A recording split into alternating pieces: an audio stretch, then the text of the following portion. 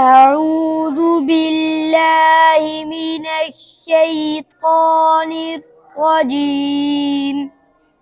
بسم الله الرحمن الرحيم.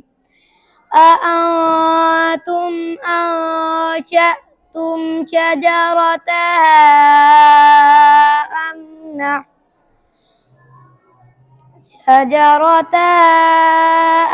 نحن المنشئون.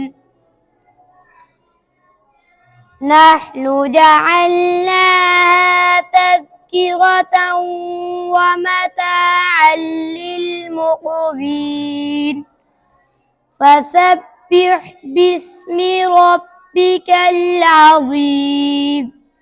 فلا أقسم بمواقع النجوم وإنه لقسم لو تعلمون عظيم.